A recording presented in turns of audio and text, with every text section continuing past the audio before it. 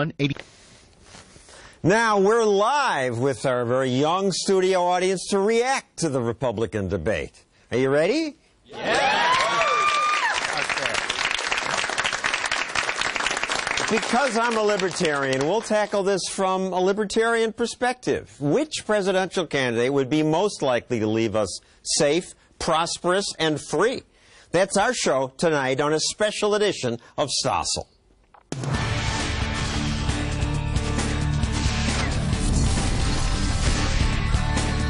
And now, John Stossel.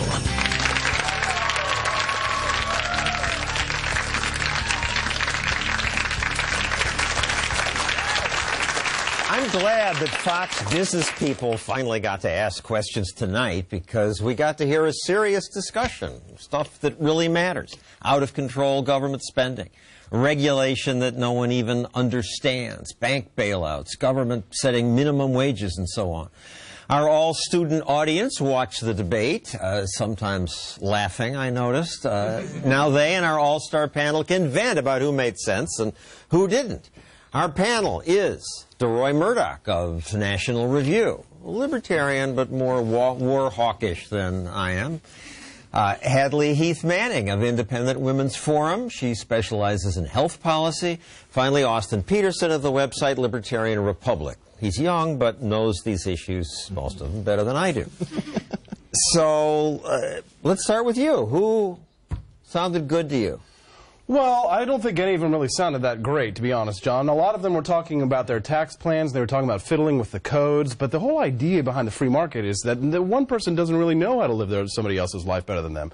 And if you look at Marco Rubio's tax code versus perhaps Ted Cruz's tax code, they sounded a lot like Rand Paul was talking 6 months ago. So why is it all of a sudden we have sort of a singular idea about how to control the tax code, and the guy who came up with that idea is the one they're ignoring? So I think that this shows that there's a problem in the Republican Party about what kind of a message they really want to send. Hadley? I'm going to disagree a little bit. I think we see a broad cast of characters on the stage. A lot of them, I believe, just playing supporting roles. There's very few who can be the leading man or the leading lady. But they are presenting a diverse set of ideas, at least when it comes to tax reform. Who's out now? Who are the supporting role people? Well, I think it's going to be very hard for people to jump back in from the earlier debate tonight. But I did think that Governor Jindal and actually Governor Christie did a good job in that debate. Other than that, I think Mike Huckabee and the other participant in the first debate, Rick Santorum. You're trying to remember him? No, I can remember. That they're really polling too low, and at this point it may not be that they have a path to the nomination. DeRoy? I think we all benefited from a conversation with 8 people on stage instead of 11. It was a lot easier to follow what was going on. And I think we saw a lot of talent up there. I thought in particular Marco Rubio came across very, very clearly.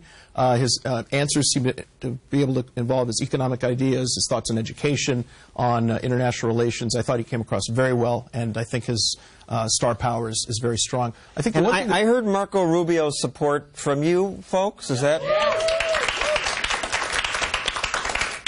I was going to say the one thing I've seen missing in all of these debates is one very clear breakout idea, whether you agree or disagree with it. When Herman Cain was running last time, he talked about the 999 tax plan. And everyone was talking about it. It was on the edge of people's tongues. And I've not seen any idea jump out where people have said, okay, I like this idea, I dislike this idea, but where everyone's talking about it. I've not seen that kind of a breakthrough idea in this campaign at all. Marco Rubio is jumping out. He's risen in the polls, yes, absolutely, and as a candidate. But I have some problems. Rand Paul brought up a couple. How could you call yourself a conservative and want to spend $1 trillion more on the military and do social engineering in the tax code, a special child...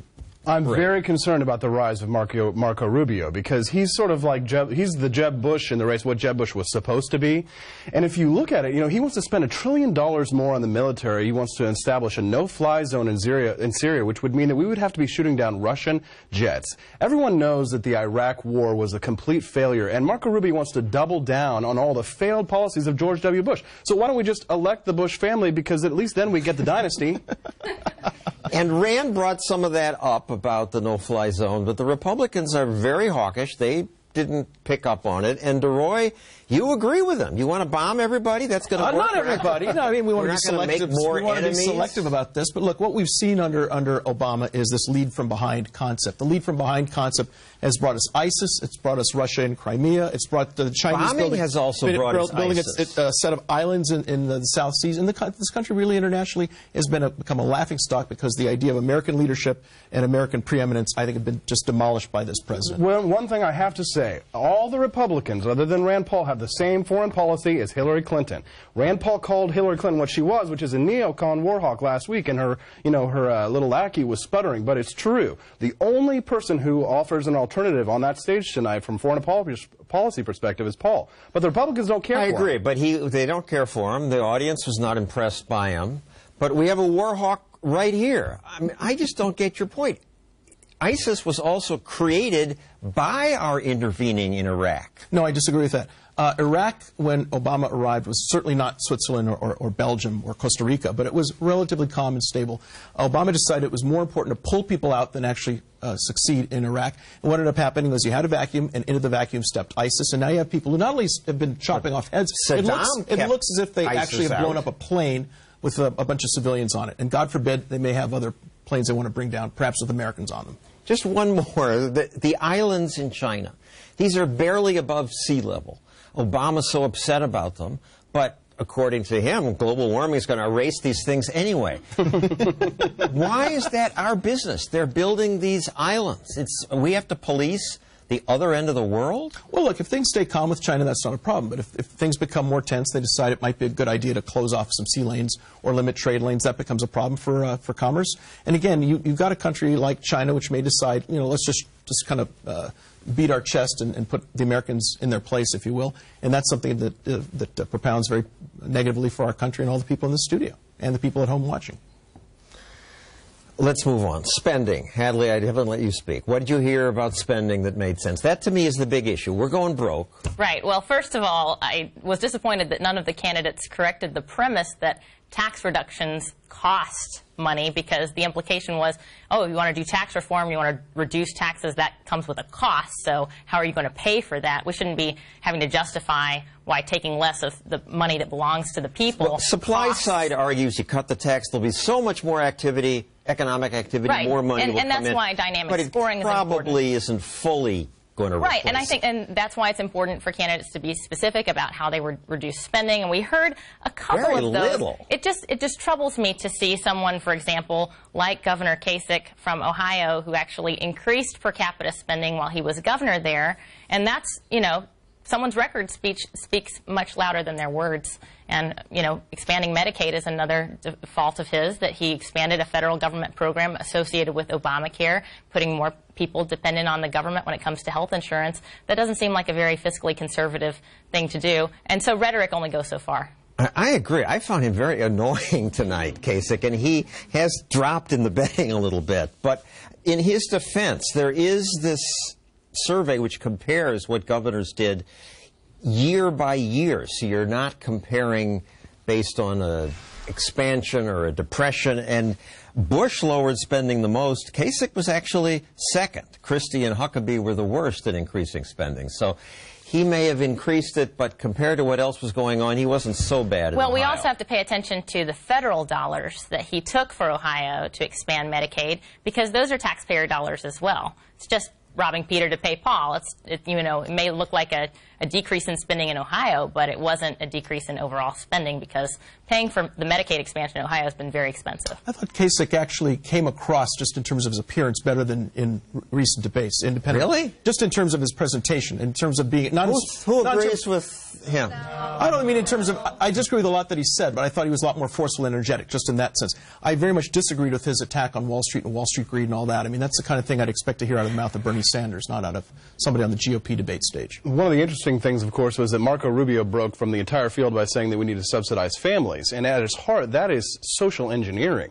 So if you're a limited government conservative and you think families are a good thing, we have to exemplify. Those are the values that we have to exemplify. But then to turn around and say, well, the government should be involved, the government can't be involved in this or they can't be involved in that. Why do you want the government involved in the most intimate thing that you have, the most important part of our civilization? Because we like families. We want to so we subsidize it. Right. Kasich would say, think of the children. You know, I think that was one of his lines. No, as much as I like Rubio, I completely agree with Austin on that. Look, I think the best thing to do is just get the tax rates as low as possible, let people keep more of their money, and then they can decide to have children or not, and how many kids to have and all that, and get the government out of using the U.S. tax code as a blunt, as an instrument of blunt instrument trauma for social engineering. It would be nice if it were simpler so we could fill it out ourselves instead of having to figure out our child code. Sure. But you, who likes Rubio, what about him supporting the subsidies for sugar? I can't defend that at all.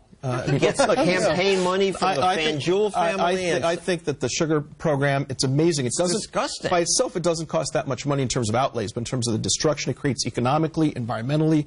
If you're in Haiti and you think, well, maybe we can grow some sugar cane and sell it to America, we'll buy a small amount, and after that we'll say, oh, that's it, we don't want any more. So go back and enjoy your poverty for another 11 months until we buy a little bit more sugarcane from. It's an awful program, and it should be wiped out. It should have been wiped out years ago. And let's not let Ted Cruz off the hook, because while he was a private attorney in Texas, he was the guy who was lobbying for the stimulus money to be spent in Texas. And he wrote a nice little paper in 2009 about how he thought that the stimulus program was brilliant and that we should bring it here. So, you know, the fiscal hawk, yes, he did. Wow. So, yeah, why don't you, we need to take a look into that guy's record as well, maybe. Huh. So certain inconsistency you're suggesting. Yeah, the big perhaps. driver of our bankruptcy is entitlements. We didn't hear much about that. It's just not a political winner for these guys. No, hardly at all. And you have some candidates like Huckabee and Trump who say, absolutely, we can't touch these, we can't change anything about them. And maybe they don't recognize that the status quo is a train headed off the tracks, you know. Maybe changing some things like the retirement age and tweaking these programs would slow the train down, would put the brakes on. But we need to jump to another track. We need to give younger workers the opportunity to decide for themselves what kind of health insurance to have in retirement and to save for our own retirement. And to your point, the Social Security disability program is going to go bankrupt next year, not 2020 or 2030, 2016. And nobody's talking about the fact that this major entitlement is going to go broke next year. It's just not on the agenda. Hadley said maybe they don't know. I mean, is that possible? And the Democrats, who say spend more, they don't know? They know, of course. It's all part of the budget. The Congressional Budget Office projects all this, but nobody wants to talk about the fact that the disability program will run out of money next year. They know what the focus groups say, that if you talk about making changes to these programs, senior citizens will get nervous and this will hurt you politically. That's what they're thinking about when they suggest that we can keep these programs as they are. And one of the solutions that they like to offer is, well, let's just raise the retirement age for Social Security. Well, you know, I think 25% of the federal budget is pensions, federal pensions. Why don't we raise the pension age, collection age for federal employees instead? There you go. Let's do both. Coming up, our studio audience takes on the debaters, and I'll give a couple answers I wish a candidate gave. That and more when we come back.